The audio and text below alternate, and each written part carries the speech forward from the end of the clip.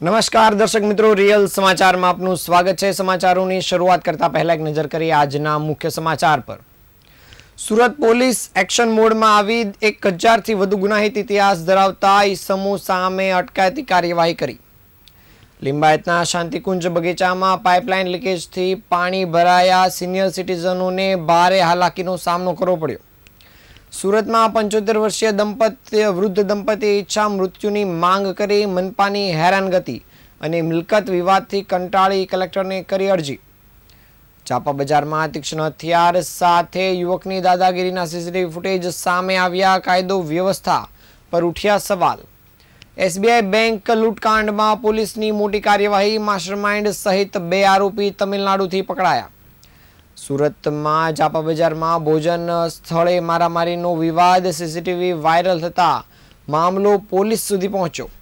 સમાચાર વિગતે જોઈએ। શહેરમાં કાયદો અને વ્યવસ્થા જાળવવા સુરત પોલીસ દ્વારા ગુનેગારો સામે પ્રિવેન્શન એક્ટ મોડ હેઠળ વિશેષ અભિયાન હાથ ધરવામાં આવ્યું છે। આ અભિયાન અંતર્ગત ભૂતકાળમાં વિવિધ ગુનાઓમાં ઝડપાયેલા આરોપી સામે કાર્યવાહી કરવામાં આવી છે। આ કામગીરીના ભાગરૂપે અઠવાલાઇન સ્થિત પોલીસ પરેડ ગ્રાઉન્ડ ખાતે 1000થી વધુ ગુનાહિત ઇતિહાસ ધરાવતા ઈસમોને એકત્રિત કરવામાં આવ્યા હતા।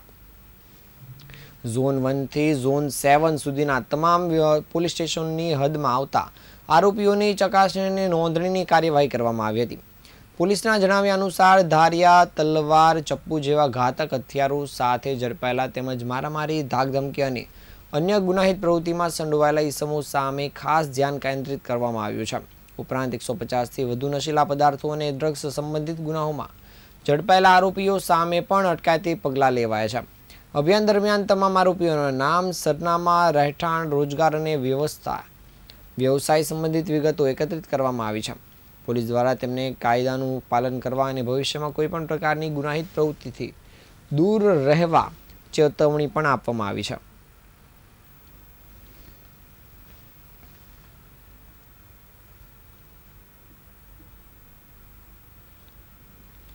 સુરત શહેરના લિંબાયત વિસ્તારમાં આવેલ મહાપ્રભુનગર સ્થિત શાંતિકુંજ બગીચામાં પાઇપલાઇન તૂટી જતા છેલ્લા 2 દિવસથી પાણી ભરાઈ જવાની સમસ્યા સર્જાઈ છે, જેના કારણે બગીચામાં રોજ સવારે જોગિંગ, વોકિંગ અને બેસવા આવતા સિનિયર સિટીઝનો તેમજ સ્થાનિક રહેવાસીઓને ભારે મુશ્કેલીનો સામનો કરવો પડી રહ્યો છે।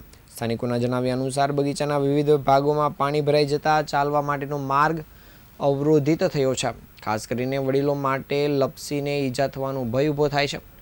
બગીચામાં ભરાયેલા પાણીના કારણે સ્વચ્છતા અને આરોગ્ય સંબંધિત સમસ્યા ઊભી થવાની પણ શક્યતા વ્યક્ત કરવામાં આવી રહી છે। રહેવાસીઓએ તંત્રને તાત્કાલિક કાર્યવાહી કરીને તૂટેલી પાઇપલાઇનનું સમારકામ કરવા અને બગીચામાં ભરાયેલા પાણીનો નિકાલ કરવાની માંગ કરી છે। સ્થાનિકોનું કહેવું છે કે બગીચાઓ વિસ્તારના લોકો માટે આરોગ્યપ્રદ પ્રવૃત્તિઓનું મહત્વનું કેન્દ્ર છે, તેથી સમસ્યાનું વહેલી તકે નિકાલ કરવામાં આવે તે જરૂરી છે।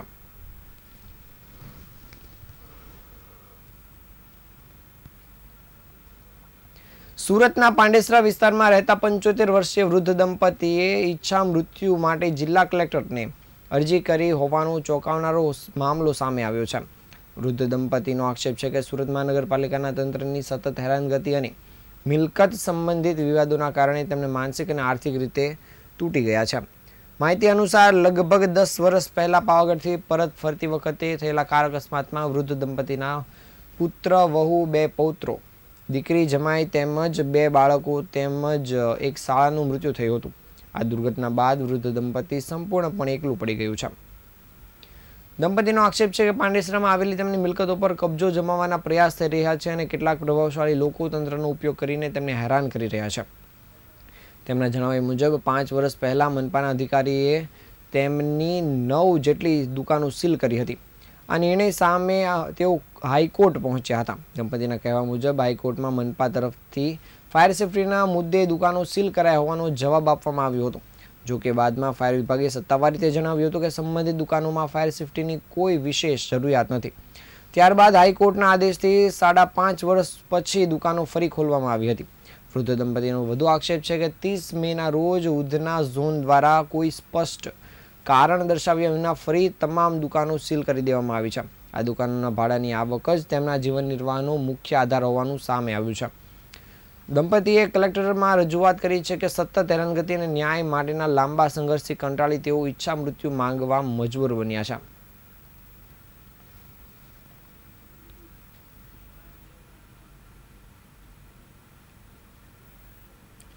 સુરતના સલાબતપુરા પોલીસ સ્ટેશન હદમાં આવેલા જાપા બજાર વિસ્તારમાં એક યુવક તીક્ષ્ણ હથિયાર સાથે દાદાગીરી કરતો હોવાનો વિડીયો સોશિયલ મીડિયામાં વાયરલ થયો છે.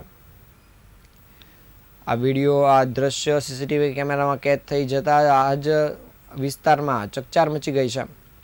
માહિતી અનુસાર આરોપી યુવક અન્યના મકાનમાં ઘૂસી ગયો હતો અને ત્યાં ગાળાગાળી તેમજ અભદ્ર વર્તન કર્યું હોવાનું ફૂટેજમાં જોવા મળી રહ્યું છે. સ્થાનિકો ઘટનાની ગંભીરતાને પગલે સ્થાનિકોમાં ભયનો માહોલ છવાઈ ગયો છે. પ્રાથમિક માહિતી મુજબ આ ઘટનામાં આસિફ ઉર્ફે ગાંડો ચાકુ તરીકે ઓળખાતા વ્યક્તિ અન્ય ઈસમો સાથે હોવાની ચર્ચા ચાલી રહી છે. જોકે આ અંગે પોલીસ દ્વારા સત્તાવાર પુષ્ટિ કરવાની બાકી છે. ઘટનાના દ્રશ્યો સોશિયલ મીડિયા પર વાયરલ થતા શહેરની કાયદો વ્યવસ્થા અંગે ફરી એકવાર પ્રશ્નો ઊભા થયા છે. સ્થાનિકો દ્વારા આવા સામાજિક તત્વો સામે કડક કાર્યવાહી કરવાની માંગ ઉઠી છે. પોલીસ સમગ્ર મામલે તપાસ કામગીરી કરી રહી છે અને સીસીટીવી ફૂટેજના આધારે સંડોવાયેલા લોકોની ઓળખ તથા તેમની ભૂમિકા અંગે વધુ માહિતી મેળવવાના પ્રયાસો હાથ ધરવામાં આવ્યા છે.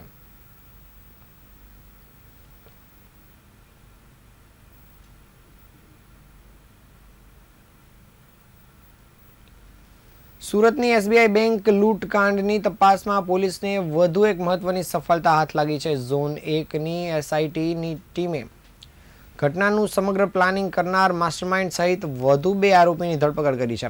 પોલીસ તપાસમાં સામે આવ્યું છે કે મુખ્ય આરોપી કુંદન ભગતના કહેવાથી વિકાસકુમાર ઉર્ફે ચંદન નામના શખ્સે સમગ્ર લૂંટનું કાવતરું ઘડ્યું હતું. વિકાસ ઉર્ફે ચંદન આશરે 6 મહિના પહેલા સુરતમાં રહેવા આવ્યો હતો અને તેણે સમગ્ર ઘટનાનું આયોજન કર્યું હોવાનું તપાસમાં બહાર આવ્યું છે. પોલીસના જણાવ્યા અનુસાર વિકાસે લૂંટની ઘટનાને અંજામ આપવા માટે અન્ય આરોપીઓને તબક્કાવાર સુરત બોલાવ્યા હતા અને ત્યારબાદ બેંક લૂંટને અંજામ આપવામાં આવ્યો હતો. ઘટના બાદ વિકાસ ઉર્ફે ચંદન પોલીસથી બચવા માટે કર્ણાટક તમિલનાડુ બોર્ડર વિસ્તારમાં છુપાઈને રહેતો હતો. જોકે એસઆઈટીની ટીમે સતત ટેકનિકલ અને માનવ સૂત્રોના આધારે તપાસ ચલાવી તેને શોધી કાઢ્યો હતો. અંતે એસઆઈટી દ્વારા તમિલનાડુમાંથી વિકાસ ઉર્ફે ચંદન તેમજ સંજીત ઉર્ફે સચિતની ધરપકડ કરવામાં આવી છે. બંને આરોપીઓની પૂછપરછ દરમિયાન લૂંટકાંડ અંગે મહત્વની વિગતો બહાર આવી શકવાની શક્યતા છે.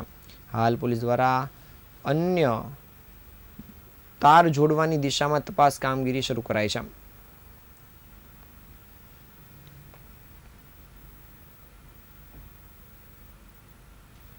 સુરત શહેરમાં ગુરુવારે રાત્રે ભોજન કરવા આવેલા કેટલાક લોકો સાથે તાનજીમના સેવકો દ્વારા મારપીટ કરવામાં આવી હોવાનો આક્ષેપ સામે આવ્યો છે. માહિતી અનુસાર ભોજનના સ્થળે કોઈ મુદ્દે થયેલી બોલાચાલી બાદ મામલો ઉગ્ર બન્યો હતો અને બંને પક્ષો વચ્ચે ઝપાઝપી સર્જાઈ હતી.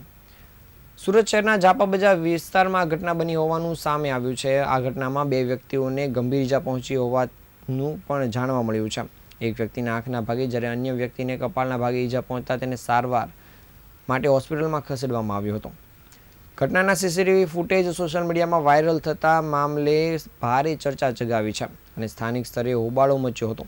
ત્યારબાદ સમગ્ર મામલો સલાબતપુરા પોલીસ સ્ટેશન સુધી પહોંચ્યો હતો. જોકે બાદમાં દાઉદી વોરા સમાજના આગેવાનો વચ્ચે પડતા બંને પક્ષો વચ્ચે સમાધાન થઈ ગયું હોવાનું પણ જાણવા મળ્યું છે.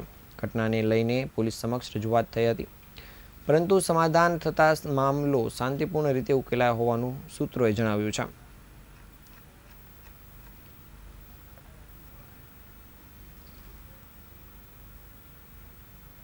આ હતા આજના સમાચાર. નવા સમાચાર સાથે ફરી મળીશું. ત્યાં સુધી રજા આપશો. નમસ્કાર.